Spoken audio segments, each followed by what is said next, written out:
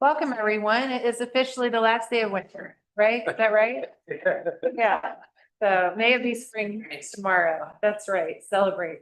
Our parks to get out there and maintain, weeds out there to suppress with mulch, daffodils to enjoy. Right. All right.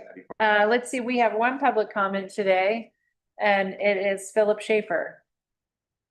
We have a three-party group, it appears. Good morning.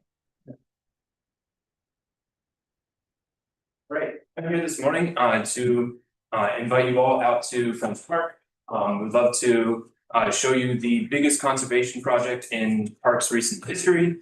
There was a contractor that came in and cleared 22 acres. A lot of it is just down to the bare earth. And we also have 900 trees ready to go to plant in that area. We'll get more if we need them. So we have planting events on April 6th, the 11th, and I believe the 19th. So we'd love to have as many people come out to that as possible. And I also want to say thank you for adding a natural resource specialist. We've seen a big uptick in the amount of parks presence and conservation at French Park. And thank you for asking the city for funding for another one of those positions. I would love to see even more, but like this is a great start. And just a friendly reminder that everything that's leafing out that's not an evergreen and everything that's flowering right now is not native. A lot of it is invasive, like the honeysuckle and the privet that I can see out the windows here. And honeysuckle is a big issue, but in French Park, some of the biggest issues are the euonymus winter creeper and the lesser celandine that need sprayed. These are things that volunteers cannot do. So again, please come out, hike with us, come to our events, get your hands dirty and plant some trees, please. So thank you. Thank you. Yeah. I would like to add that the addition of these resources is in large part due to your advocacy. So thank you for the time that you invest to come here and advocate for your park. Yeah, thank you. Yeah. Okay, let's go to approval of the meeting minutes. February 19th. Is there a motion to approve? Second. All in favor? Aye. All right, we are ready to move to Jenny on the fees at Crone Conservatory. Morning.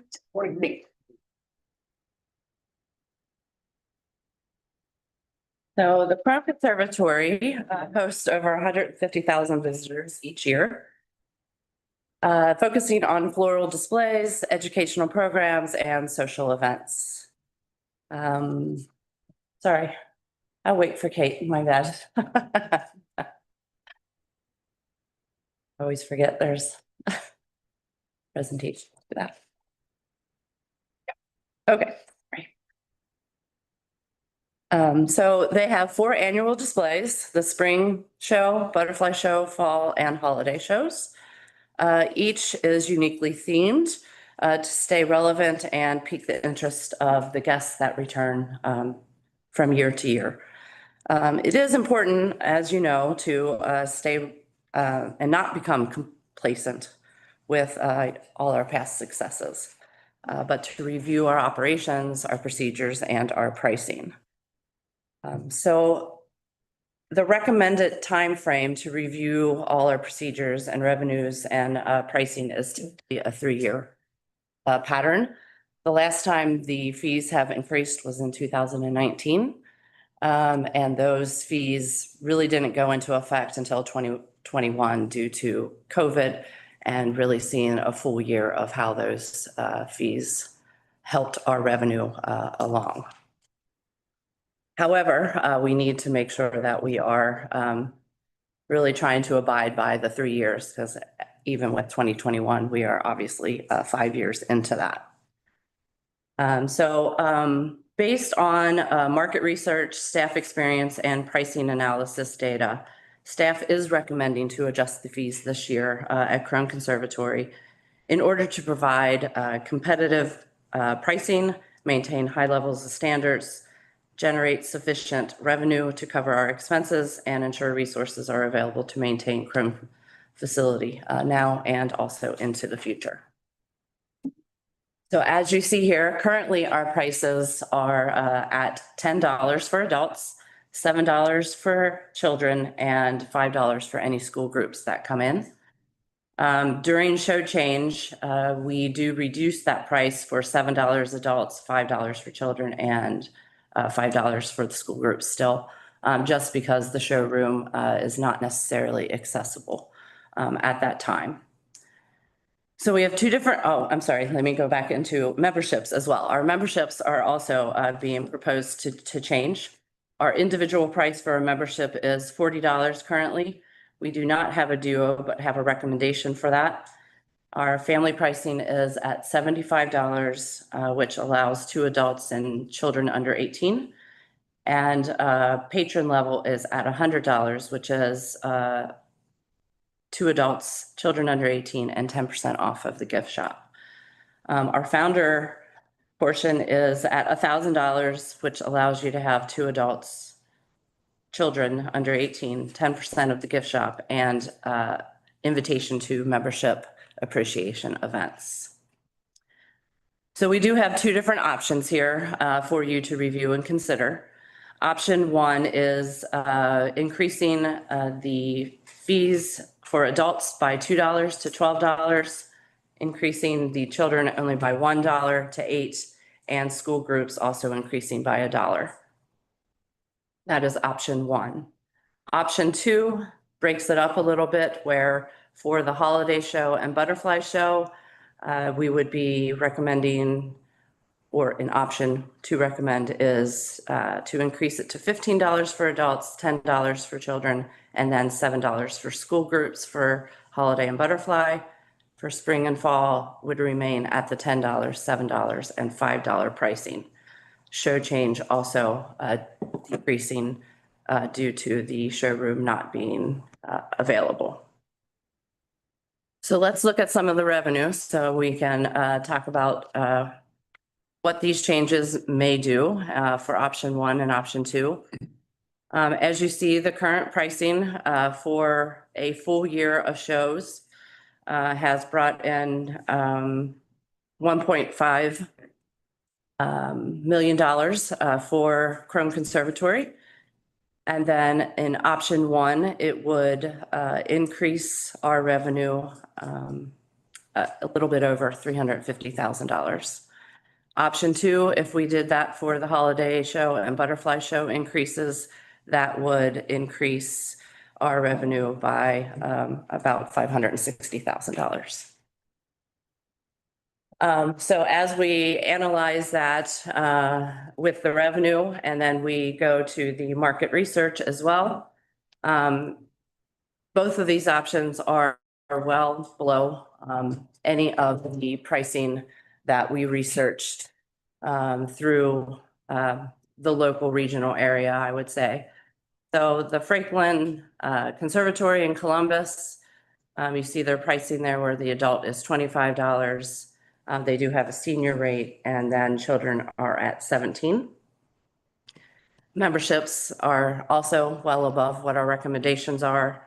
At the Phipps in Pittsburgh, they are ranging around $22.95 for adults. Senior fees or senior discount is listed there as $20.95, and then children at $13.95.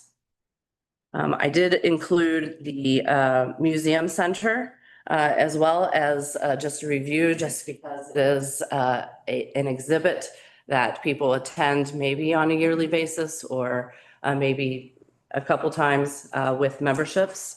But just wanted to show what that pricing would be for. I know it's not necessarily comparable to a conservatory, but it is something that people attend that takes maybe an hour and a half, 2 hours to get through. So just thought it would be relevant in that nature. So with all this information, staff is recommending to for the board to review and recommend a pricing structure that we have laid out here, either option 1 or option 2. We would like to start implementing this for the butterfly show So if you need time to review that today, we can certainly go for a possible approval in April. Do you have any questions?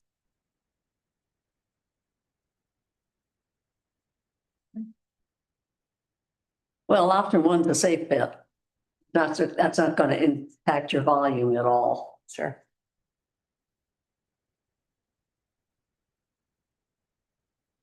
That's kind of where my gut is that looking at both of them, it feels like there's a little bit of sticker shock going from 10 to 15 for the premier shows, and that the across the board increase just kind of softens the blow, makes it kind of consistent every time. And the other thing is that while attendance is up for the holiday and butterfly show, because how special the butterfly show is, and then of course the holiday show is just such a tradition, we put on some pretty good shows in the fall and the spring.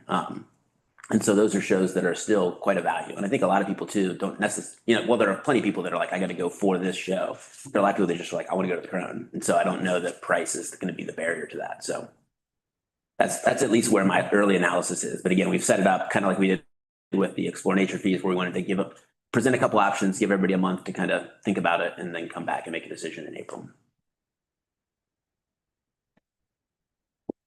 It's not a question, just an observation. I really appreciate the market research, and I think including the museum center was really bright. Not that it's like for like, but you have a free Saturday with the family. It is like in that sense, and it's a sort of educational event. So I think that was really relevant and gave them context. And in any of these, we're still 30% under the, so I think that's, I struggle with fees at all because I want parks to be free and accessible to everybody, but this confined element is distinct from that. So I get comfortable with that, and particularly in comparison to regional hits. So thank you for the very complete sort of context that way. Jenny, this is for you. Thank you for giving us some context of some comparable experiences in other cities. I think that's really helpful. A couple questions. Under option one, would there still be a no change reduced rate? No, we have actually discussed allowing the guests to walk through the showroom so that they can have the experience of how the showroom actually gets changed throughout. So that is something that we've discussed, keeping it consistent at that rate, and then allowing guests, like I said, to walk through and kind of see how the sausage is made, what actually gets pulled out, what gets put in, and having some interaction with our horticulturalists during that time. Got it. So flat rate, option one is a flat rate. Correct. My sense is that had we done the every 3-year increases as we had planned, we probably would have been at option one a few years ago and maybe be considering option two at this point. Sure. But I agree, an incremental push is probably most appropriate. I just want to point attention to the budget package that we got, which offers a great deal of transparency. And I was surprised in the fiscal year 2027 budget that Crone Conservatory was in the negative bottom line just a little bit. My perception, or I'd say based on what has been communicated over the years, is that Crone Conservatory is additive to the park's financials, but in reality, it's actually not. Mhm. And that is probably not really appropriate given how much it offers and how many visitors it gets. So I'm certainly supportive of a fee increase from that perspective and from a comparable experiences perspective in other cities. The fiscal year 2027 budget, what option does that reflect? Believe it had a, It reflects option one on a more conservative level. Gotcha. So option Okay. two would definitely get you into. So, it also, I think it is more conservative with how much it will produce. So like this table is a very optimistic version of what kind of they could be, but we tried to be much more conservative in order to make sure we weren't relying on income that we didn't necessarily have yet. so we've got $2 million of revenue in the budget This option one says 1.9 million is are the additional dollars gift shop or? Correct. Okay, got it. And the gift shop brings in about 200 or so a year. So it would be much higher than what we've put into the budget. Again, we want to be optimistic in kind of presenting what it could be, but then also conservative. What you want to be conservative when you spend and optimistic when you when you hope for revenue, right? So right now, if all this is true, we're probably in a negative position on Crown Conservatory of $200,000 or $300,000 Without an increase, correct? without an increase. It's under by a little bit, yeah. Got it. I don't have any other questions. I think it's a great package and I'm supportive of option one now. Would it Am I- be out of, or I mean, should we advance that to a vote at this point? I think that, I also agree that option one makes sense. There's just a more incremental approach that way. And also the simpler pricing structure. Well, let's check the calendar. What's the price here? Nope, that's what it costs. So I would be an advocate of that as well. I'm not trying to hijack the meeting, but if we want No. to give more time to agree. announce and publicize that, I'm certainly open to it unless somebody else has hesitation. I'm comfortable moving it forward as well. You did a great job on this package. Mhm. I don't anticipate learning anything additional between now and April. Yeah. So I'll help your team get in front of this before the butterfly show. Yes, absolutely. May I move approval of option one as outlined herein? Is there a second? Second, All in favor? Aye. Thank you. Great. Thank you very Nice much. job, Jenny. Thanks, Thank you. Let me back up on public comments. I was remiss in mentioning the comments that we received in our email account this month. Received a few emails regarding Burnett Woods on maintenance requests and generally accessibility in the parks as well as Burnett Woods. So thank you for those comments and keep them coming. Staff has received those as the commissioners. Next, Travis, come on up. Good morning. Good morning. I have two action items for your consideration this morning. We'll start in the first with Owl's Nest Design and Construction Administration Services. KZF is poised and ready. They were the selected consultant to move this project forward with their package or with these services. We've worked with them to update their proposal. I know there's been a history here, and so as recent as yesterday, still, confirming the numbers and understanding of the proposal and what is covered. So what we're asking of you this morning is approval to proceed with a contract of $393,780. This does cover a team. KZF is the lead. There's a landscape architecture firm, Eisner and Associates, that will be supporting, focused on the site design elements. KZF and their engineering team will be focused mostly on, overall, but definitely focused on the building, the structure that needs a lot of attention, as we all know, on this property. So we loaded up the presentation we did to the community, just to kind of give everybody a refresher. We've been talking about doing Owl's Nest for a while. Our friends at the foundation have gone out and raised $2 million for it. We got $2 million into the Cincinnati on track capital budget last year. And now we're ready to get the architectural drawings done. And our hope is that we can then be in a position to bid this out over next winter once the drawings are done and be getting under construction in the springtime. So, this is just kind of the project overview of the different things that we were looking to do, site components, the entries, parking lot, and then of course the building. The building is the really big one. That building hasn't been used since in my memory. So next slide, you start to see some of the concept design. So this is the concept design to start to add some elements in. And the next slide, you can start to see this would be the overview of the pavilion. And so on both sides, speaking of accessibility, one of the biggest and craziest things about Owl's Nest is it's got two different levels and there's no way to get there unless you drive a car or walk around the outside of several neighborhood blocks. This will have accessible paths on both sides that'll get folks from the bottom to the top, which really knits the park together in a way that I'm really proud of. It adds a lot of planting and it adds a lot of kind of event space on either side. Next slide. So this is a picture from the rear. Obviously, the big element here is that we remove a lot of the walls in the top section of the park.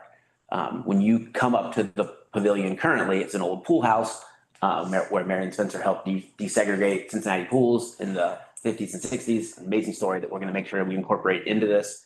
But when you come up to it now, it's like a castle. There's like a 2-story flat wall that you're looking at that's basically separating the two sides of the park. And so I'm really excited to kind of open that up. It'll basically be a raised picnic shelter, but it'll be an area where people can do birthday parties, can do picnics, can do just stay out of the sun. But it really stitches them back together. On the bottom, we'll be redoing the bathrooms and having those available. And then obviously it gives a lot of plaza space and a lot of planting space. Next slide. So another view from kind of more central. Next slide. This is at night. Certainly we've heard from some neighbors that saw that slide and were worried that we would have concerts every weekend of the year, all year long. We've assured them that in our busiest park, we don't have concerts every weekend of the year. And so it'll more likely be 2 or 3 community events a year. And most community events in parks happen during the day and are done before the sun goes down, really. So that's from the upper side. As you can see, it just really opens it up. It connects the two sides. You can see the Fairfax side from the Madison, or from the Madison side, and then obviously the extra plantings. This is kind of current state of the upstairs, or this is the upstairs after we're done. So this will be the pillars that are left, and then the middle kind of tower, and then this is the downstairs where we'll be, and you can see those circles are turning radiuses to make sure that the bathrooms are fully ADA accessible. And then there'll be 2 little storage areas for our team to have stuff in them, or the community to have stuff in it. A lot of bathroom space. It's a lot of bathroom space. I mean, it's a big old pavilion. It used to serve a pool with, hundreds of kids swimming at one time. You need a lot of toilets for that, I guess. But then you can see the additional plantings that we're doing. One of the problems that Owl's Nest has experienced over the years is people like to pull their car up to the picnic area or the playground area in order to not have to carry a big cooler full of stuff, or to listen to music from their car. An understandable thing, but not really great for the park to have people driving in it.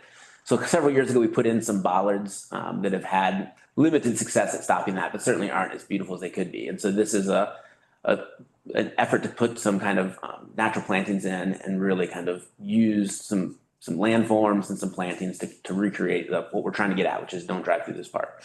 You'll be putting more permanent bollards that are more aesthetically. In certain areas, yeah, but we're also going to be using landforms, kind of like Smale. You don't necessarily notice it, but you would have to have an off-road vehicle to drive over some of those landforms in Smale.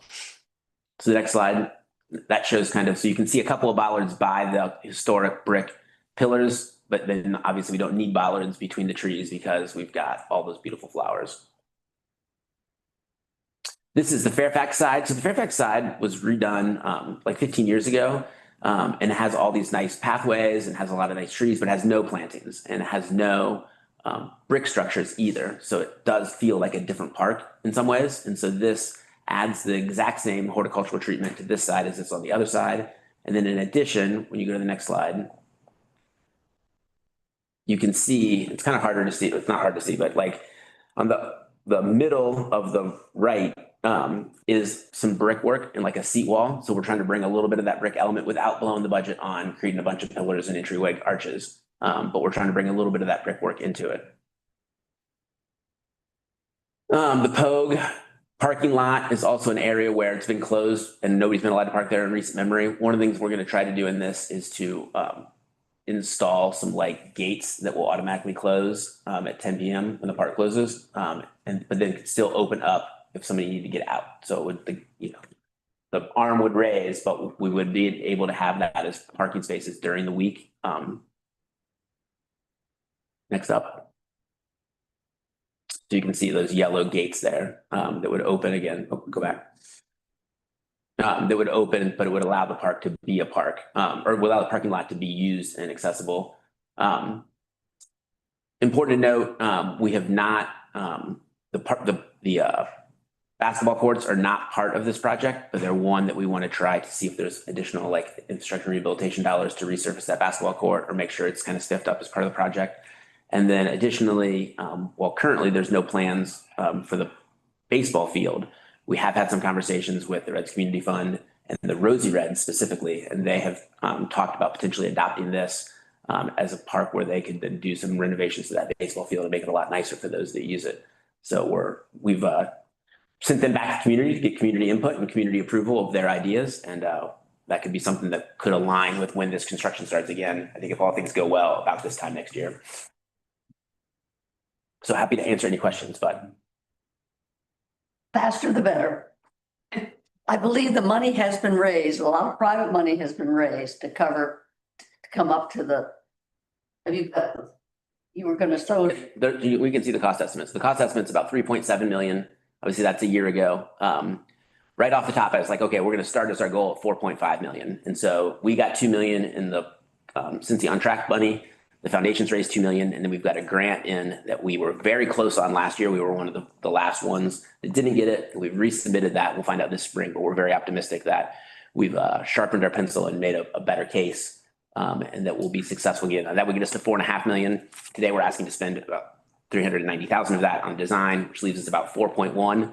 So that leaves for some escalation of cost, and hopefully it comes in close enough that we can find if it goes over what we've got available, we can find the other resources, similar to the basketball court, you know. And this conceptual plan has been relatively constant through the fundraising cycle. Because what I don't want to do is go out and fundraise against this and deliver that. So this has been a pretty fixed. Which is why I rounded up by 800,000 right away. Cause I was like, I don't want to get to a spot and then be like, all right, I know we showed you plantings, but we really can't afford plantings, so they're out. I know we showed you bathrooms. I wanted to make sure that we were aiming high. You know, it still could come over by a little bit. You never know, but it won't come over by $1 million. You know, again, hopefully. But I was trying to set the goal high, so we weren't at the end trying to value engineer out stuff. And then also trying to find money, right? You don't want to be in a position where you're like, all right, we got to find $500,000 and we got to cut $500,000. Like you want to be in a position where you're like, all right, let's make this happen. So it's exactly it. the longer we wait, the more expensive it gets. Let's go. Well, different seals up as our petroleum products, and that won't affect this project too much, but a bit. Yeah. Yep. And roofing. I want to say this has come a long way from the bulldozer being sat on the side of this pavilion, and definitely is attributed to community advocacy and fundraising, but also has changed our bylaws, and that just as we approve new investments in park assets, we also now have the authority to approve destruction of significant park assets. So this is a historic park and a historic structure, and it's exciting to see it come to this. And I agree, the sooner the better. So the timeline, I see that you are talking about getting this project out to bid Next quarter. next quarter. Yeah, it's a little confusing. Q4 is fiscal year. Now, we're still in first quarter. We are, but you know, next month is next quarter. That's right. That's right. When I say out to bid, I mean. I'm not out to bed. I'm sorry. No, it's starting with, so construction, we'd be looking later this year, as Jason said. Okay. Yeah, we've got to go through the design development schematic, design development. The structure is decayed, as I said. It's going to take some time with the engineering analysis to go in, figure out the right nuts and bolts that need to be replaced, the right nuts and bolts that need to be preserved. So we need to spend some time to make sure that we do that analysis and put the appropriate construction documents together. But yeah, the end of this calendar year, we Got it. get a point to. So the next time we'll hear about this project will be when we are ready to award the project to a contractor, or would we hear about it before then? I think we would update you on a cost estimate Okay. when we get the construction drawings complete, similar to, we're going to get the final construction drawings for Sinton and Biochar at the end of this month. And so we'll be back in April to talk about, okay, we're going to put this out to bid. Basically, here's the estimate. We're all looking at each other. We're okay with going out to this estimate. Obviously, an estimate at 100% construction drawings are a lot better than an estimate at 20 or 30% like these are. And so we'll be back once the construction drawings are in hand, and we'll be updating you along the way. But that'll probably be the next significant update, is that we're going to go out to bid, and then that process is 3 or so months, and then. Okay, so we say we're breaking ground on this project in first quarter 27. So What's the level of confidence in that estimate? 100%? definitely not 100%, but I feel like pretty good. Pretty good. Yeah, I think we're going to learn a lot when we kick this off with KCF. You know, I'm hoping it's a 6-month tops process to get these drawings done, you know, but we'll find out if that's reasonable or not. And then, you know, we're about to bid out Sinton and Biochar, and so we're going to learn how quickly Travis can take something from getting the drawings to out to bid to under contract. But again, it's the biggest project we've done since purchasing's kind of ramped up a lot of their customer service to departments. And so I'm optimistic that we're all, Travis's team's been there for a while, and so we're really refining our process. Hedda's team has really created some great rapport with the purchasing department. We've had the same purchasing agent for 2 years now. We've been with Marge, and Marge is just, if she's listening, which I'm sure she's not, but Marge is a real rock star in the purchasing department. And so, we're gonna test out some stuff, but I mean, if all goes well, between sitting in biochar, between Owl's Nest, the Sawyer Point Playground, California Woods, we've got several big projects that we're gonna start spending some money on in the next several months. And those are the biggies. And then Glenway is gonna be a bunch of smaller projects, but that's gonna be a big renovation. But those are 5 pretty fun projects that we're gonna be underway in this next year. So Travis has come in a good time to break some ground and build some stuff. Great. All right, you have requested approval for $393,708 for the design contract with KZF. Is there any reason to add any contingency into that? No, I don't think so. I mean, if we want to put like $25,000 of contingency, I don't think that would hurt, but our hope is that we want to hold them to this and make sure they stick to, a design project is a little different than a construction project. They would need to bring on a new contractor or have something change. But if we want to allow for some contingency, that's always helpful. Yeah, the thinking is with a 100-year-old, wherever the pavilion is, you could pretty quickly get into additional engineering, penetrative testing, whatever might be that way. So that probably isn't in a KZF existing scope. So I agree, you want to hold them to accountability with what they quoted, but specifically with that bill, if this were just flat work and new construction, I'm probably more comfortable, but with the crazy ant in the closet of 100-and-some-odd-year-old building, I would favor 20, 30, I don't know what the amount should be, but some amount of contingency with the primary thought that something structural in that building might entail that. Would you like to make that a motion? Yes, I would move approval of the $393,000 contract to KZF with a $25,000, I'll say, how do I say this? Division of Planning and Design controlled contingency for the same project. And I think that probably ends up being different professionals. This really stopped being a motion, sorry. $393,000 plus $25,000 contingency. You got that, Kate? Godspeed. So. Is there a second? Yeah, sure is. Aye. All right, All right, second, thank you. it's very exciting. We are excited to move forward. Second action item for consideration is a repair item. Since Sawyer Point, I believe we've got a couple of slides just to show you the condition. That's Kate's pulling those up, asking for $119,940. It's essentially 3 repairs. The largest repair and largest portion of the expense, coming in above 108,000, is to repair some of the walkway in the Kroger Plaza. The central portion of the walkway is starting to crumble, beyond crumble in areas. We've got some holes opening up. And when you start looking at holes and repair, I should have said this pavement area is aggregate. It's concrete aggregate. It's not brushed or flat concrete. So when you start looking at areas, it's a more difficult surface to patch. So to do it correctly and to do it in the right way, and looking at some cracked area that aren't necessarily immediately noticeable, but when you start looking at the cracks, we've got some issues, particularly in the central area where there's more traffic. So the area that's highlighted in red is that what I'm referring to as a central area that would completely be replaced with aggregate concrete. Yes, it's going to be brighter color than the existing. In time that will age. But rather than do patchwork and to go in with aggregate is the appropriate way to address this problem. So 108,000 covers that.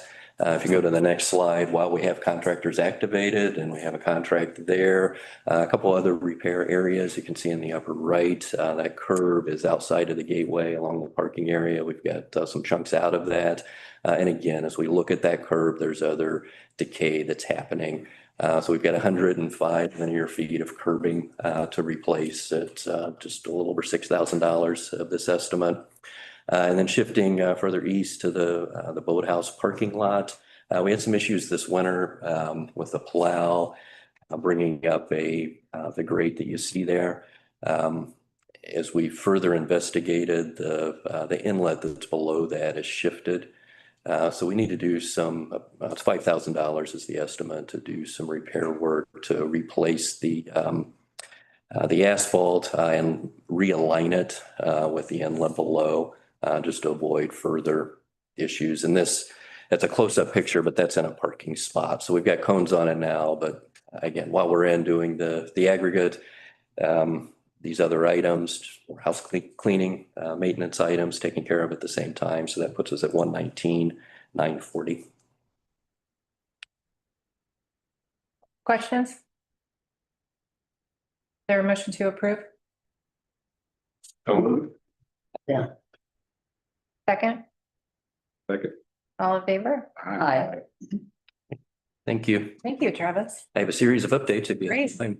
And I'll be quick. I'll just hit the highlights. I do have pictures on the first one because it's some bad news, but we're working through it. This is everybody's treehouse, Mount Airy. The bad news is we were replacing members of the structure that were planned. We removed a support beam and you can see the hole that was behind it in the images. We have rot that's in a beam. So the solution is to replace that beam. That wasn't part of the original scope, wasn't in the original budget. The good news is you, in your wisdom, also included contingency amount when you approved this construction of 25,000. Our estimate is 20,000 to replace this beam. So we're moving forward. We don't need approval today, but wanted to make you aware of the situation because the bad news is this is slowing down our progress. We were targeting April for an opening. Now we're looking at June. We're hopeful that it's early June, if not late May, but just want to have a conservative estimate. June is likely to be the opening of this facility. Well, I'm glad you found it. You were paired with the overall project. Otherwise, things are moving along really well as we've been reporting on the project. So far, knock on wood is the only surprise until we get to the finish line. And then quickly on the updates, your report included several. I'm gonna highlight just if you have questions on any of them, happy to answer any questions or go in more detail. Smale Lot 23 enhancements is moving along well. There is a donor event scheduled for April 15th. So we're looking forward to that event and significant progress. Everything is on target and on track for that date and for improvements there. Our biochar sitting campus is we're excited about and report every month on updates there. We're wrapping up the 100%. We've reviewed the final documents for the biochar. We had some comments. And actually have a meeting today with KZF and their team to answer their questions, clarify any comments. So we will be receiving the 100% construction bid as expected later this month, certainly by the 1st of April. So that's moving forward and on track. And then Glenway Park, we had our stakeholder event on the 11th, which went well. We shared with them updates on where we are on the project and received some critical endpoints on some critical questions that we had for the community. All went well. A lot of support, a lot of enthusiasm and excitement for the improvements happening out there. And tomorrow we have our first presentation from our landscape architect to show us the ADA solution, at least the concept of the ADA solution that they've been working on. So we're excited to see that and give them some direction to keep them moving forward and on track for April completion so that we can begin getting that project ready and out to bid. Those are the ones I wanted to highlight. Again, if there's anything else on the list you have questions about, I'm happy to answer those. Questions for Kevin? A lot of work to do, isn't it? It's all fun. It is. Back to Lot 23 enhancement. And I see that there's a scheduled tour for the donors. Is the foundation going to be doing that? They are. And do you know the timing of it? 10 a.m. 10 a.m. Thank you.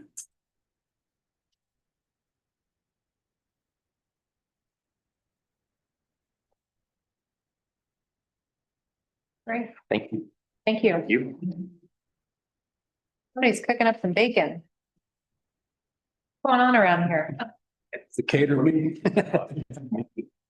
To get in the weeds, it's part of his New Year's diet, but it's turkey bacon. He does it every day. It smells delicious, but it's part of getting healthy, but it makes me want to get unhealthy because I normally don't eat bacon in the morning and now I want to. So our friend Antoine at the front desk is a heck of a microwave chef around here. Jason, you're on with the budget. All right. So we're excited to present the budget today. And kind of, we've got several different slides to take you through. I'll kind of start with, if you skip to page 23, the overall budget. This breaks down kind of what the overall budget is. As you can see, we have a base budget request of $29.1 million. Much as this is auto-populated from the city by the city administration, they do a snapshot of all of our payroll on February 1st, and then they add in any kind of planned or contractual merit increases or cost of living increases and give us an estimate. And then they also carry forward many of our other budgets with a 1% increase, which we've pointed out to them. The world is not experiencing a 1% increase. So that is scrunching of our budgets, but that's how they give us our target. We then fill in with all of our other funds that we have control of. But as you can see, about $20 million of our budget, 20 million plus of that 29 million is all in personnel costs. So we really, our budget is all about people. Then below that, you can see kind of how we are going to pay for that budget. And so 9 million, just under 10 million is going to be from revenue. And I want to again shout out Hedda and her team, especially Kirby McCoy, who have done a great job of really tracking all of our revenue over the last several years and then projecting it forward, including, as we mentioned earlier, some of these increases we've done recently to make sure that our revenue is not just a projection from the budget office, but is instead something that we're tracking and driving. And then you can see the city provided funds. So we get general fund dollars, which as you can see is, about 40% or so of our budget is general fund. So we really are a city department that's not super reliant on that. We also get stormwater dollars, street construction repair dollars, and then some infrastructure income tax dollars. So all told, the city provides about 18 million. And then our plan that we put forward relies on about $1.1 million of fund balance. These are funds that have built up and have significant fund balance. They're part of how we reorganize the commissioner fund dollars to make it more about the endowment specifically as a spinoff, and then to clock all that other revenue into these other funds and more accurately track that. And so the three major funds that we're seeing a little bit of a deficit spending in, or we're using that fund balance, is the Sawyer Point Fund, which has about $1 million in it. Well, we project to have about $1 million in it by the end of the year. The Smale Riverfront Park Fund, which has $3.5 million in it. And the Urban Forestry Fund, which is compensatory damages for when trees come out. And that has about $1.5 million in it. And so we can't rely on those fund balances forever, but they're currently in a spot where we're able to do some good work and keep all of our budgets high and not hopefully avoid cuts as much as we can. The next page is the same information, but with a little bit more detail for some bedtime reading. If you want to know kind of what specific are accounted for by supplies or what specifically is accounted for by rent or some of these other revenue fees. And then on page 25, we look at the budget with two different lenses. One is what do we spend per fund to make up that 29.1 million. And so as you can see, the general fund and all the same ones that we use for the city funds, but then all of our parks controlled funds. And then below that, this is part of the cleanup that Hedda has done, where we've gotten all of the expenses for every one of our functions into its own bureau. It used to be that we showed you a very confusing murder board of bureaus and how they attached to each other and how they all covered things back in August, but we've cleaned that up. And now we just have, every bureau has its own function. And so you can see kind of what we spend per bureau. The one that you might not have heard of before is operations support. This is a bureau that is where we have a lot of things like vehicle maintenance charges or utilities. This is where the $1 million that the city pays, the urban forestry assessment on city-owned property, and we pay that. They budget it to us, and then we pay it for all city-owned property to make sure that we're also paying our fair share of the urban forestry assessment. That all lives in that. And then there's some very limited funds that are available to like for special projects or other things that we can make sure if things arise or if a department falls short, we can make sure that we can help them get something over the line. The following page shows all of the funds, their balance, kind of what their projected revenue for the year is, what their projected expenses are, and shows those spots where we're going to use a little bit of deficit spending or a little bit of fund balance. So we're really excited to kind of be able to track that and kind of really have, not be reliant upon downtown, but be looking at our own stuff and really relying on it. So we've really made a big leap forward over the last year. Which gets to first the fun part, which is requests that we have to the city manager, the mayor, and council to add things to our budget. First off is our number one request since I've been here, which is a procurement specialist to bring somebody in that can specifically sit on Heather's team and be the number one point of contact to filter all of our requests, whether we're buying flowers or a giant butterfly or whether we are buying an Owl's Nest park renovation. One person that's tracking all of that. And while we think a lot about purchasing in capital projects and we're getting better and better and quicker, and they're putting more focus on it, I think one of the things that will be the most helpful by having a specialist is there are so many contracts. Just yesterday, Jenny and I were talking about the annual golf cart rentals that we do to get golf carts for the season. And we're helping the city manager because the city manager's office needs a golf cart in order to do a lot of the downtown outreach to individuals for their outreach team. They need something that's light and nimble. And so we'd rent that under our contract and then they pay us back for it. But just yesterday we were like, oh, wait, did this contract expire? And then Jenny had to spend like an hour tracking down, did it expire? And nope, turns out it has an extension. So everything was fine.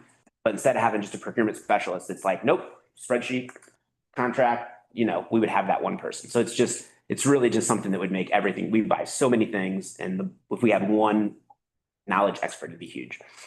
Next up, Philip has left, but I think we all have heard Philip many times and heard many other volunteers that do such great work.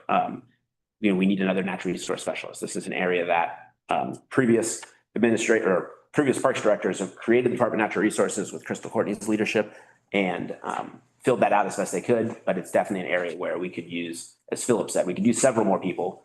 We've added one using some of that fund balance I spoke of before, and that person finally started in October, but we can certainly use more and more. So next up is the Liberty Street Green Space. This is kind of an orphan property that is so critical. It was part of the narrowing of Liberty Street several years ago. Originally, 3CDC was paying for the maintenance of it.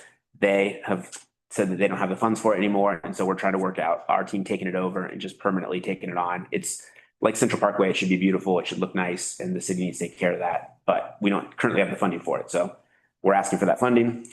Next up is Summer in Cincy programming. The city manager's effort to provide teen programming, which includes Rec at Night, which has been super successful. They're doubling the number of rec centers that Rec at Night is available for this year.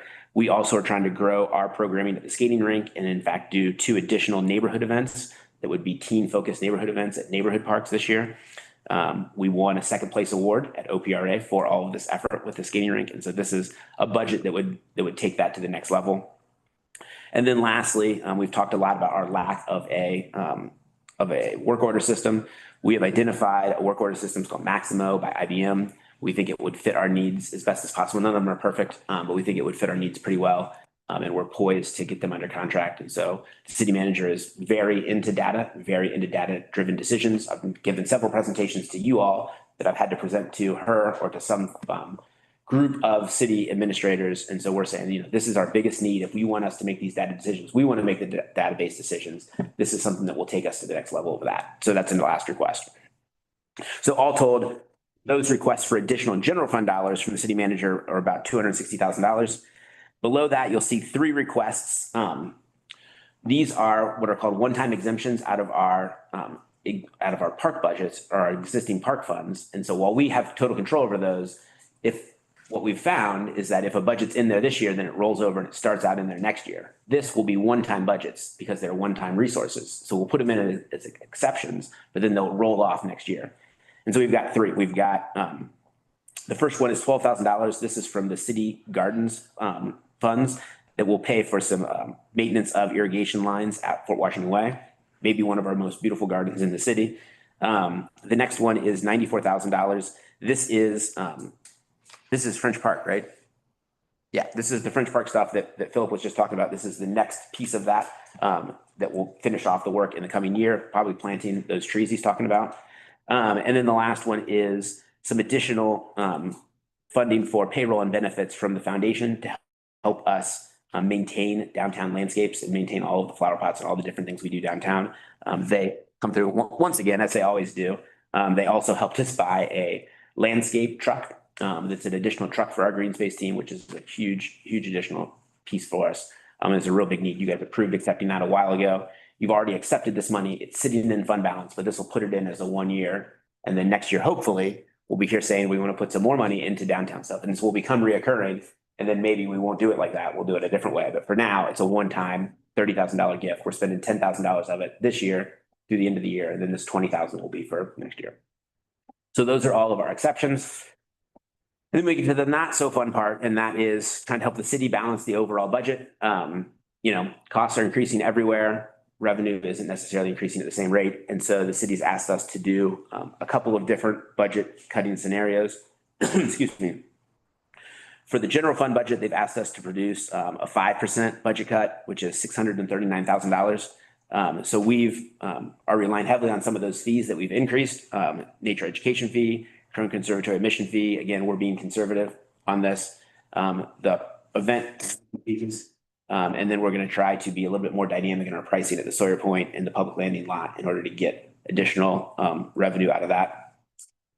And then lastly, we're going to use position vacancy allowance. This is the one that always hurts. This is basically keeping about $300,000 worth of positions open all year long in order to meet that goal. So the next two are the Street Construction Maintenance Repair Fund. These are dollars that come from the Ohio Department of Transportation. The city gets a big chunk to do a lot of different things on state streets. And one of those things is an allotment to parks to care for the greenery and the plantings around certain areas. I think there's like 20 areas we take care of. It's like 30 or so acres. But all those positions are full. And so I went to him and I was like, if we were to cut this, we would then be doing does the state want 15% less service? Like there would be more litter, there would be more trash pickup, there would be more, there would be more litter, there would be the weedier, there would be grass cutting, it wouldn't look as nice. And so budget office, I think, understands that. They ask these scenarios of everybody. And so we put in position vacancy allowance, but they understand what that ramification will be. And so we're optimistic that they will look kindly upon us either in the budget or at the end of the year when we run out of money and we still have all those positions full. And then lastly is the income tax infrastructure fund. So the city has a 1.8% income tax. The Smale Commission, John Smale, producing everywhere, but the Smale Commission from the 80s passed a charter amendment that 0.1% of that, of the city's income tax, whatever it is, goes towards infrastructure. And so that goes towards our folks that maintain that infrastructure. And so it's almost entirely payroll. And so what we've proposed, we have one vacancy, and that is the laborer. We've proposed that we could keep that laborer vacant all year long. We've also proposed that we could potentially move we have a laborer in there that's paid for out of that to take care of the infrastructure at Crone. We could potentially pay for that fully out of the Crone fund, which again, that starts to make the Crone fund a little tighter. Now it does have some fund balance, so we have to work that out long-term, but that's a possibility. And then lastly, the rest would be position vacancy allowance. And again, I noted to them that it's fully staffed. There are no vacancies there now, so we'd have to rely on either somebody leaving or we might not have it in the year. And again, we said that understanding more context, hopefully they'll take a little bit of grace with us as they prepare the budget. So it's been a lot of late nights for Hedda and I over the last several weeks as we try to get this settled.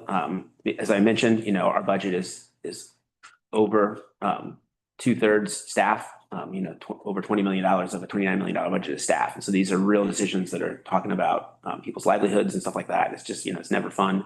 But we've come up with what we think is a good plan, relying on mostly revenues, increased revenues to get through this budget cycle. And I present it to you today. But I'm happy to answer any questions. Questions, comments? Saddens me that we have to go through this exercise every budget cycle. And It's, I must say, I thought the selling of the railroad was going to help. Well, it has certain capital. Capital. Yeah, yeah. As opposed to give us money that wasn't gonna be spent on capital to be spent on. That's my only comment. Jason, the $18 million that city provided funding, how does that compare to last year? It's up pretty significantly. So it absorbs all of those union contract increases and others. I can get you that specific dollar amount, but I saw how far up we are in the total budget, but I don't have a feel for how much our revenue increases have covered that or not. I think that would be valuable because my guess is that's a number they're probably mostly focused on. correct. All of those cuts have to come out of there. That's right. Got it. But we do check, and while I don't have the number readily available, we do check to make sure that they're not pinching us. One of the first things we did was they send over, or they don't send over, but they produce this estimate of everybody's salaries, and it's based upon what it currently is, and then any increases that could happen over the year. And so the first thing we did was take a look at that and make sure that matched with kind of our feeling of it. One of the things we learned last year is this February 1 date, which we didn't know was so important. We had a couple of positions last year that you all had approved, we had planned for, but we had not yet added to the TO. And so because they weren't added to the TO officially, they weren't part of that estimate. And so we even caught some positions last year where they were supposed to add the whole position to the general fund budget, but instead they added half of it to the general fund budget and then half of it to our park funds. And so we've already talked to them about that, and they're going to make that up to us in the general fund or the final adjustment ordinance. So we're mostly head of steam, but we're doing the auditing to make sure that we are getting all the funds we should get for it. We also caught some seasonal payroll that they didn't adjust quite right. And so we got like an extra $11,000 that way. So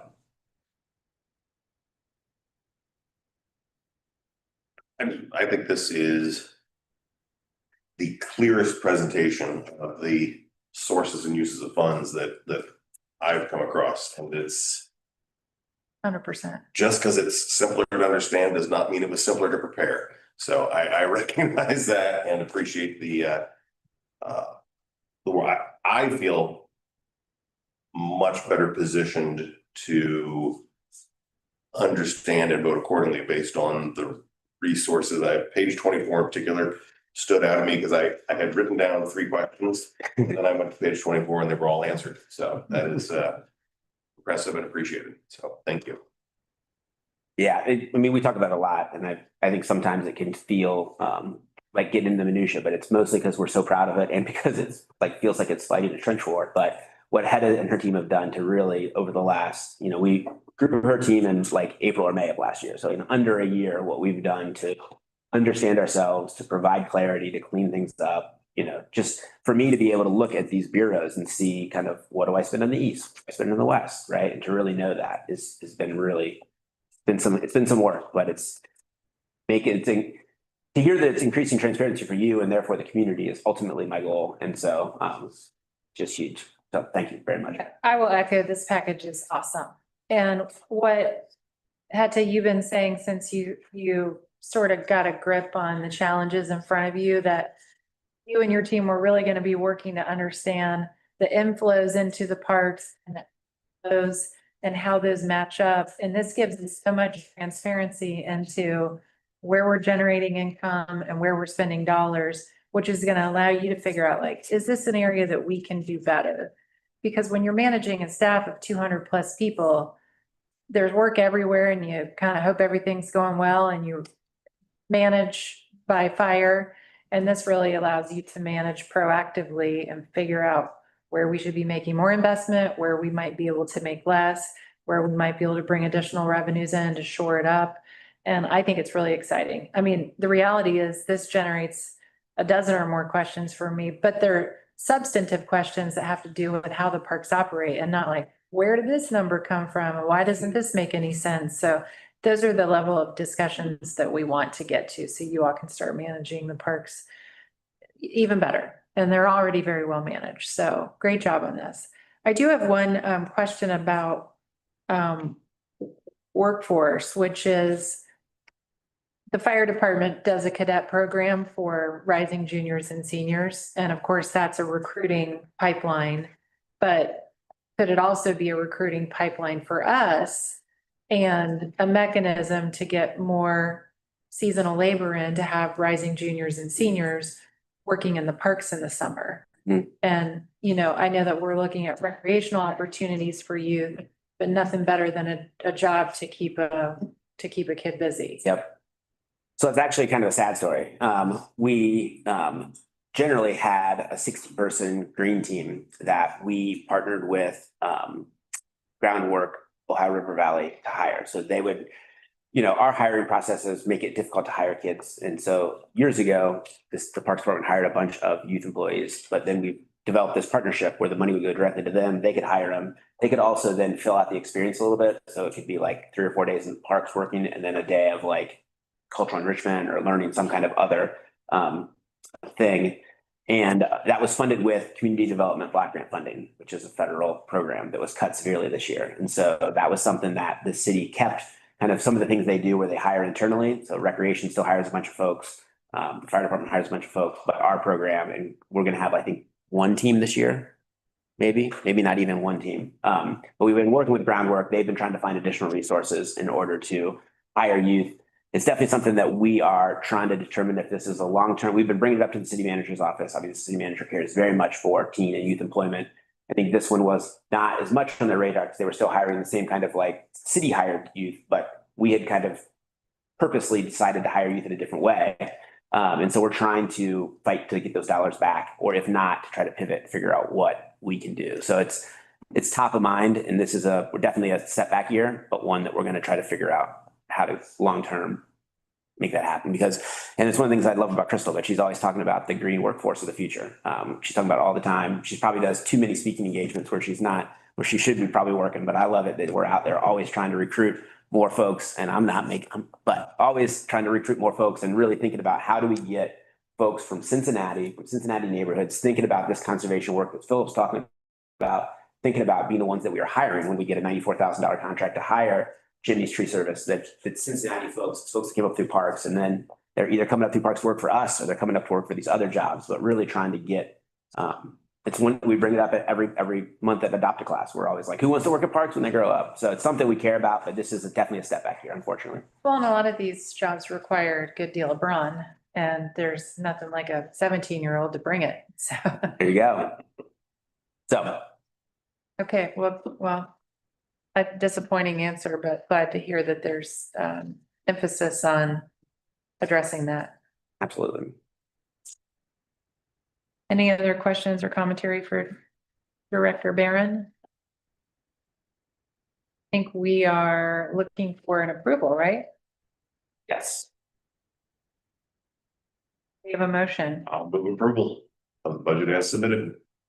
We have a second. All in favor? Great, thank you for the thorough review.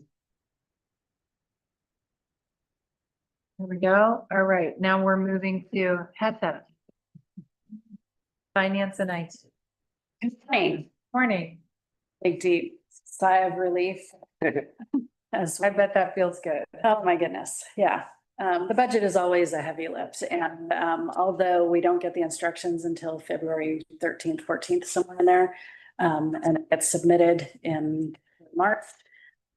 But it's months ahead of time of planning and development and review and analysis to get these numbers to where they are, to what you see in the packet. So appreciate all the positive feedback. I appreciate that what you're seeing is what is valuable for you. Because ultimately that's my goal, is to provide you with information that's valuable for you to make decisions. And so with that, let's go ahead and talk about this last month's worth of activity. So we're 8 months through the year as of the end of February, which would be about 67% of expenditures theoretically. As we know, everything isn't exactly on a 1/12 percentage per month.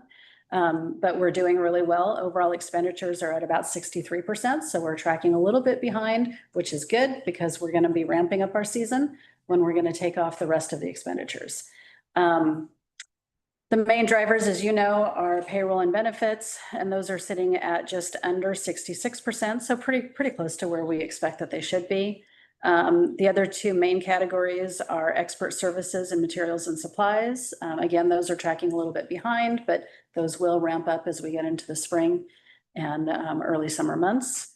Other than that, you know, in addition to these periodic things that come up, like time to do the budget, time to do the final adjustment ordinance, we have routine, regular things that we do day to day. And so one of the things that I've asked my staff to start producing is like, tell me what it is, like, let's quantify some of the work that we do on a day-to-day basis. And so that's the, in the middle of your report, you'll see that in February alone, we processed almost $800,000 worth of new encumbrances, and that's just operational expenditures.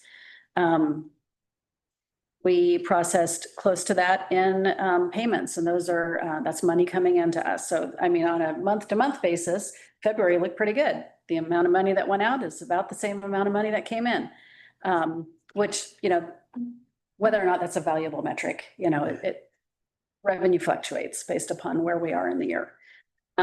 We've received 335,000 in cash receipts and closed 31 ServiceNow tickets. And the ServiceNow tickets are IT requests. So within parks, what's not captured in that number 31, which we're working towards trying to capture, and Jenny can attest to this on the facilities request side. We have a very close-knit family here in parks. We have 200 people and everybody knows somebody. And when you need something done, you know who to call, right? And when we call, we don't capture the metric, right? So we're working towards transitioning that. Jenny's implemented her work order system where you can go online and request, you know, please come fix this door that's not working.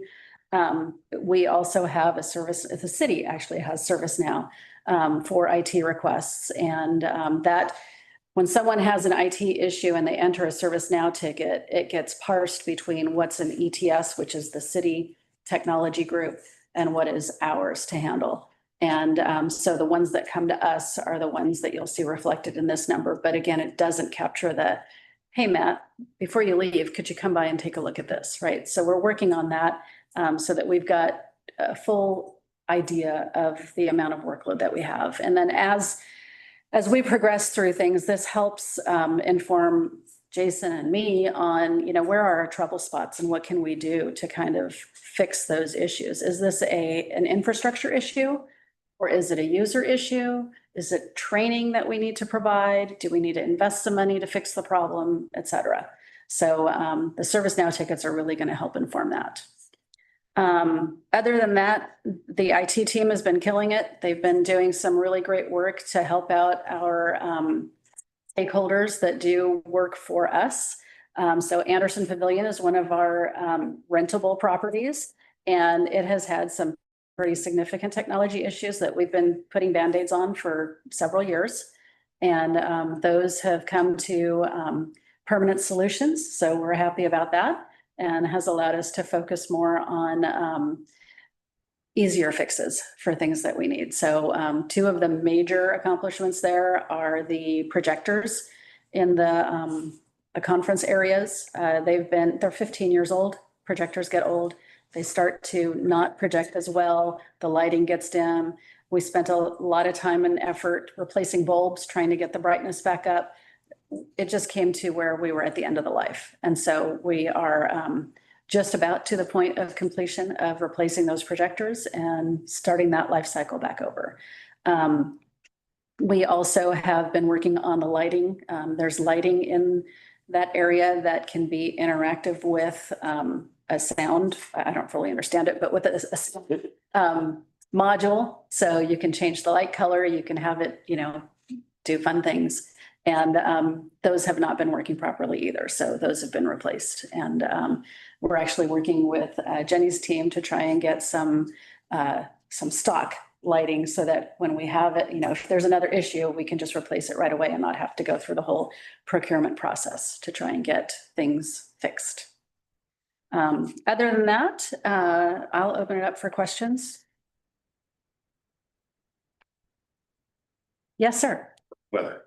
Oh, yes. Saw that. So as an amateur, I participate that the Cornell Ornithology Lab has Merlin and some other apps that way. To anyone's knowledge, is this the only spot in parks where it is currently deployed, or any vision of doing it? I don't know if it's an expensive thing to do, but with the diversity of geography we cover in the city and the importance of many or most of those parks to birds, it just seems like an opportunity if it fits in with other priorities and resources, et cetera. So 100%. You're thinking just like our Explore Nature team is thinking. So this bird weather, this is right now just in one location, which is at the Bettman Nature Center. And it's kind of a pilot program to see, what kind of feedback do we get? What kind of information do we get? Is it something that we want to employ elsewhere in parks as we roll out our Explore Nature programs? So will we get a list of the birds that have been identified? We should. I believe that's what the software is supposed to do. Like it listens for the bird chirps that it hears and then says this was, this kind of day or this kind of cardinal. Yeah. pulled up the list of birds that I've seen that are encountered through Merlin. So Yeah. thank you for that background. You can open up the website and you can see where those particular monitors exist throughout the nation. And this will be one of the first ones in Cincinnati. The plan is to deploy them at each one of the nature centers and use that in the program. Because you need to have Wi-Fi access, I assume, for it to. Yeah, you can also take it into the field and set it up, and it has like a data collection like port in it. So then you can just pull that data. So if you have a very specific area that's trying to monitor for, say, pre-construction or new trails or new opportunities for education science, you can directly correlate to that system. It's really neat. Thank you. Yeah. Any other questions for Hedda? Thank you. All right. Well done.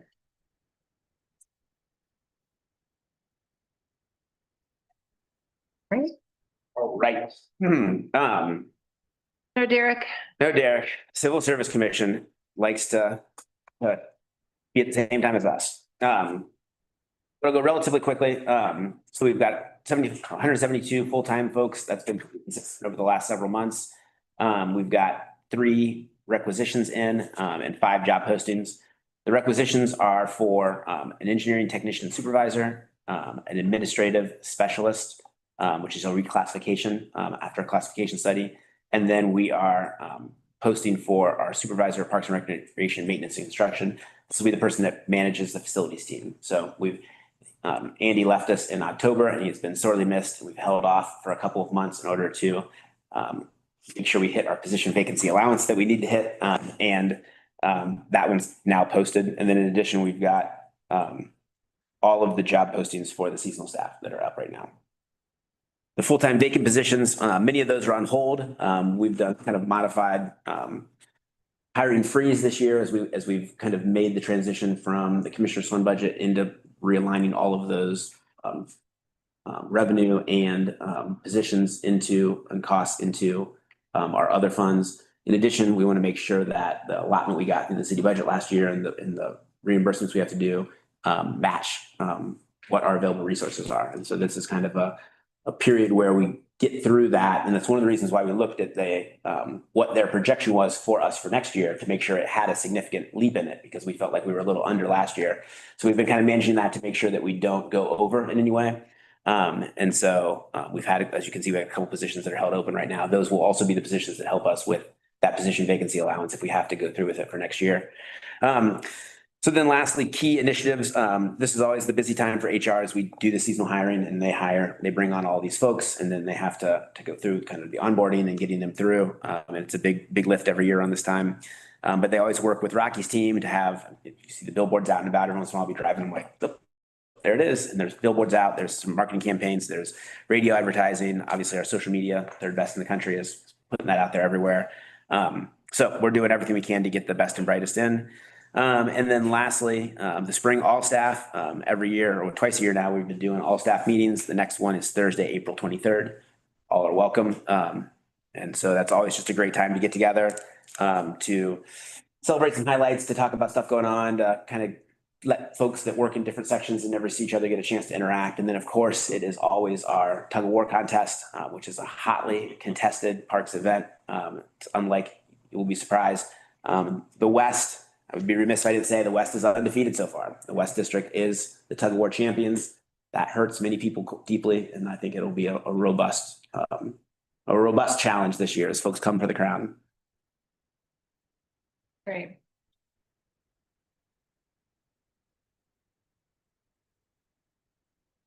Thank you to Derek Yes, for covering. for him. Eric and his team just do great stuff. Totally agree. So next up is a late addition, because it got through the law department and we got it in time. This is an effort to clarify in the MOU we have with Parks, between Parks, the city, and the foundation, what expenses they can cover for things. The foundation is taking a trip of folks to New York City to tour some parks and to get some ideas and to try to generate some ideas and some interest in donating and getting us more resources. That is coming up in April. They have invited me to go and to work with them and to help kind of generate that interest and get folks excited. But I wanted to make sure that we were totally in the clear and make sure that kind of they were allowed to pay for our travel expenses. Obviously, good to keep that off of citizens having to pay for it, but at the same time, I wanted to make sure that we were in the clear. So we worked with the law department. They sent it up to the Ohio Ethics Commission. They said that it is okay, but they recommended that we amend the MOU to kind of like double make sure it's okay by putting it in there specifically. And so what this amendment will do is it will broaden the MOU to say that the foundation can give both things and money, but also services and travel expenses for city employees. So pretty simple. Questions? More would. Thank you to the foundation for hosting the director, and we're so excited to hear about all your inspiration from that trip. It's going to be awesome. Commissioner Nyer, were you attempting the motion? No, that's all I was, yeah. There a second? Second. All in favor? Aye. With gratitude. Moving on through. Okay, we've got the Duke Energy easements. Yep, 2 easements. So one of them is along Martin Drive and Columbia Parkway. Currently, as you see in these drawings, the first drawing, there is a overhead wires that go between these 2 houses from Columbia Parkway up to Martin Drive. This has become difficult for Duke to manage, and so they have instead proposed bringing the wires over through the second image, where you can see that they come across along the road and then they come up through this blue parcel that is park property. Our team has determined that there won't be any real tree disturbance. So I think this will be no problem, but it'll also make electrical service all the more reliable to this area. And so this is an easement that will codify that and allow them to do that. Questions? Easement 1. Okay, go ahead with easement. Nope, well, we can take a vote on easement 1. Great. Any questions? Is there a motion to approve? So moved. Second. All in favor? Aye. Right, the preserve easement, please. Next up is the Duke Energy pipeline. This is the gas pipeline that went through McGrish Preserve. We approved a right of entry for this several months ago, maybe even a year ago, and they've completed that work. Our team has done the analysis of the impacted trees. They've paid for those impacted trees to reimburse the community for that loss. That's one of the reasons why the 428 fund or the Urban Forestry Fund is currently flush, is because it was very sad to lose all those trees, but we're now going to put it back to work, replanting and reforesting all throughout parks. So this is simply the official and formal easement now that that work's complete.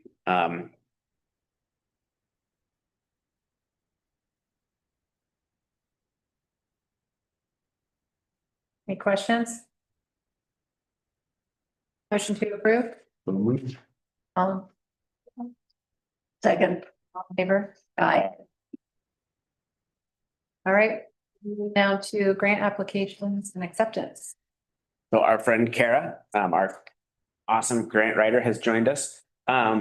We've got 2 today. The first is $24,620 for the Crone Conservatory Butterfly Show.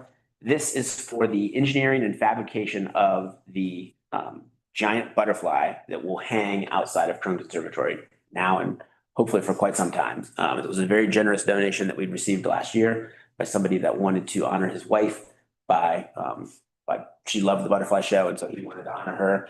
And so he donated had a butterfly, but the butterfly was getting a little long in the tooth, and it was really difficult for our team to hang it every year. And it was a whole thing, and it had served its useful life.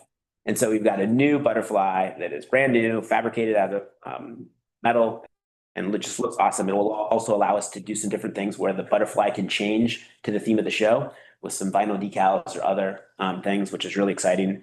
And we now are going to affix new brackets on the front of Crone Conservatory so that the butterfly will go up much easier than it did before, where I think we were using like deconstructed coat hangers and stuff to hang it up there, but a little better than that. But we're going to have a much better and more secure thing that will be. I know it was a big lift for them. Is my point, is that it wasn't easy for them to do it every year. They had to use their creativity and skill, and I think this one will be a lot easier to take it out of the closet, put it up, and have a beautiful butterfly for the butterfly show. So thank you to the foundation.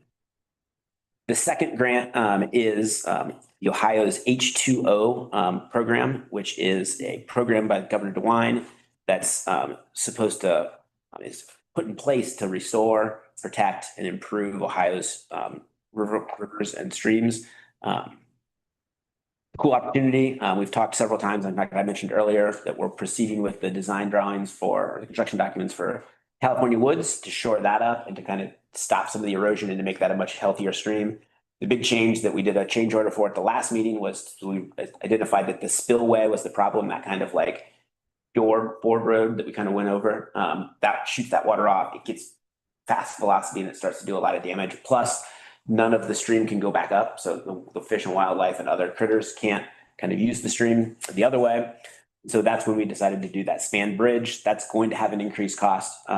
We've got about $1.5 million set aside for California Woods. This grant would be for another $905,458 to add to our kitty for that. We think it's going to be incredibly competitive. This is an area that has flooding both from stormwater running down, but also has flooding from across Kellogg that comes up from the Ohio River. Obviously, it's our county's old growth forest, certified old growth forest. And it's, because of a lot of geological reasons that I love listening to, but have not memorized. We really have some amazing trees there. And so this is just going to be something that's just a great project for the future. Kara did a great job of getting together a pretty complex application and pretty quick timeline. And we're excited to present it to you as an opportunity. And then it has a kind of whole rundown of the program on the other page. This is a very specific question. Back to butterflies.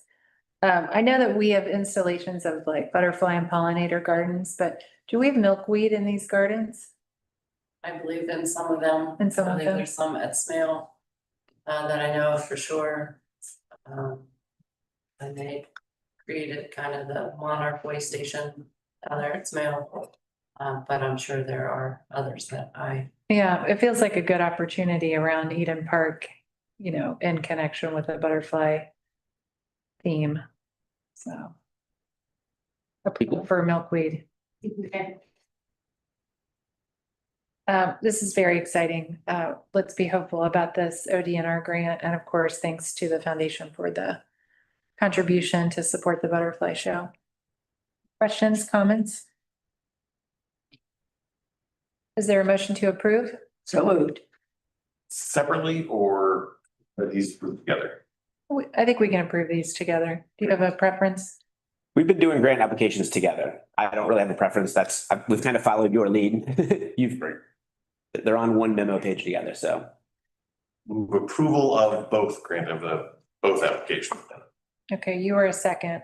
We have Commissioner Castellini. All in favor? Aye. Excellent, thank you. Jason, comments? Get some more minutes for us? Always got some good stuff. Great. We'll let Kate get the pictures up because that's better than my comments anytime. So spring is springing. It's a fun time of year in parks.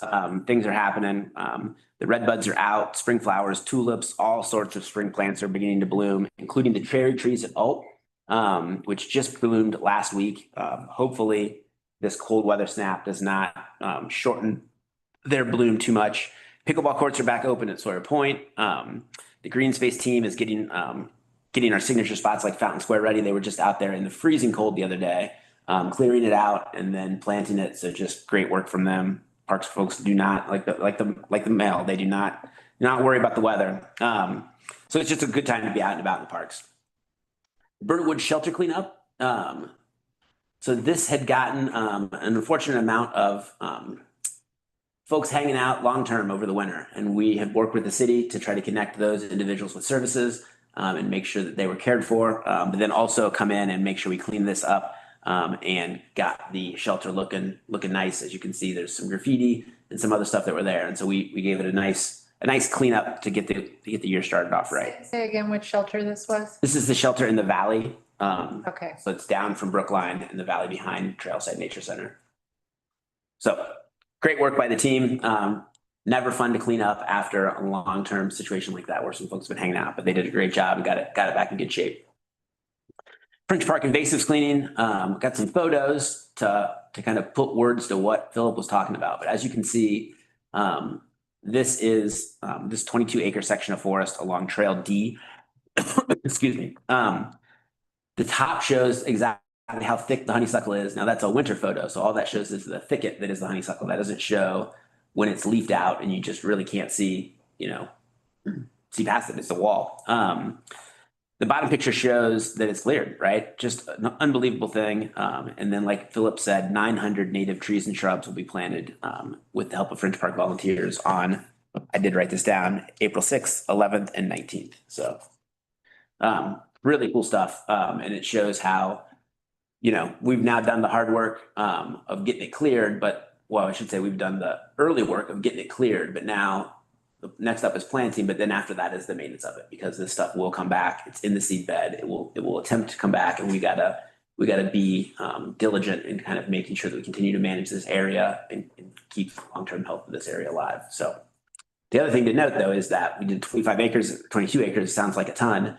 but you can see exactly what we're up against when we start to talk about what is it to truly bring these parks back and to truly clear them out. Our volunteers are hard at work and making a huge dent, but it's a really overwhelming effort. It underscores how important they are to us. All right. Also in French Park, the Friends of French Park and the Ohio Valley Forestry Fellowship volunteers planted 300 black willow live stakes along the creek in Sierra Trail. So for those that don't know, live stakes are branches of trees cut and then planted directly in the soil. The branches develop roots and can grow into brand new trees. And these native trees prevent erosion, filter water, and provide food and wildlife habitat.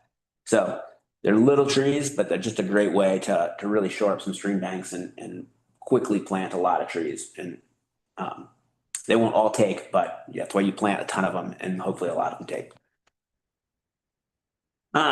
So just Tuesday, we had our quarterly CPAC meeting, which was a great meeting. Some live photos there from it. But we also rolled out our dirt-centered projects pilot project. And so this came, Commissioner McCallum, who couldn't join us today because of some family travel, but it was an idea she heard from attending these meetings, and she was hearing how folks loved that the Cincinnati Parks Foundation gives out $1,500 a year grants for events and for programming. Lots of CPACs take advantage of that. But there's a whole other group of CPACs that are like, oh, if I could get that, but if I could use it for horticulture, what we could make a big dent. And so she challenged us to develop a program where folks could apply for some projects, and then we would support them in the projects they want to do in the parks. And so we rolled out, at the last quarterly meeting, we kind of rolled out the concept, and then we had like a survey to get feedback to make sure it fit their needs and we developed it right. And then at this one, we rolled out the actual application form. Applications are due April 15th, so a month from now. And folks can apply for up to $2,000 of support. We're not as good because we're a city at giving direct checks, but we're going to provide the mulch, the tools, the trees, the shrubs, whatever they need for their project. And we're going to do 3 or 4 this year, depending on the scale of them and the scope of them. And this year they'll be in the fall. But then next year, we're going to do the application process over the winter. So we'll announce in February the winners, and that way they can be either spring or fall projects. And so some folks were really excited about it. We think it'll be, I've been joking, it's like a reverse volunteer project. Normally a company comes to us and says, we want to do a volunteer project. We ask our team, what do you need done? This is the opposite, where the volunteers come to us and say, hey, we got an idea for a project. Can you just give us the stuff? And so we're going to kind of flip it on its head, but it's a really fun way to allow these, our important community partners to help help do the projects they want to do and invest in the things that they care about. So really exciting. We also had a whole presentation from our event staff about how to take advantage of the $1,500 event checks and how to apply for that, how to get marketing support. The marketing team was there as well. You can see Kelly Pillar, who is, before we had a Kate, sat in Kate's chair for a little while in the interim and helped manage these meetings, but she's been with a long time park staff and she's just great. But she gave a presentation on how to get marketing support, how to apply for that, how to make sure you get in the cycle of making sure your event is promoted by our, again, third in the country social media team. So next up, I think the next slide is some coming events. So we've got all kinds of stuff happening. Spring wildflower walks. Again, we talked about this is the time. California Woods is hosting them. A guided tour to see and learn about these plants. Additional hikes will be held on subsequent Saturdays on Badgley Run, Avon Woods, and La Guaida Woods. The Price Hill Extravaganza, our Wilson Commons Park, will host this event on March 28th, featuring crafts, live animals, an egg hunt. This is in conjunction with the East Price Hill Improvement Association, or EFIA. It should be a lot of fun, so that's going to be a real good one. Then we got an egg hunt in Stanberry Park, also on March 28th. It's almost like something's happening right around then, which will include family-friendly activities, even a visit from the Easter Bunny. We've got the Bloom Zoom 5K, April 4th. Kate has challenged us to run in this, and I'm going to be ready to go. But it's going to go through river parks, including Smale, Yateman's Cove, Sawyer Point, IFP. There are a ton of 5Ks that are in that area. Lots of folks come down and we're happy to host them. But this is one that we're putting on ourselves. It's a Cincinnati Park specific one. All the proceeds go to Cincinnati Park. So it's another way we're going to fill up some of those funds and show the positive fund balance. But it's a great partnership with Mad Tree and Cincinnati Parks Foundation. FC Cincinnati is helping make this happen. And then last, the next slide, is there a slide for this? Oh, we don't have a slide for it. There's a celebration of life for Steve Shopman, which will be held on April 11th from 12 to 4 p.m. at Maple Ridge Lodge. I'll send an email out to everybody. But it'll be a great opportunity for a lot of folks to come together and kind of get to toast Steve like we did at last commissioner meeting. Definitely missed. Certainly has come up at least a dozen times over the last month where in a meeting I'll be talking about something that he told me or something that he probably did, and we have to take a moment to be like, oh. So what a life lived though. And then lastly, it is time to vote for the best Riverwalk park in the country. USA Today has their annual vote. We were number 1 2 years ago. We were number 4 last year. I heard it. So yesterday we were sitting at 2. So we really need to get the vote out for folks to vote on this. The deadline is noon, April 6th. And we really got to just get the word out and vote. We all know it's the best park, but we got to make sure USA Today, obviously the number 1 arbiter of who is the best Riverwalk park. We got to make sure that we bring home the gold. Kate might just vote while we're watching.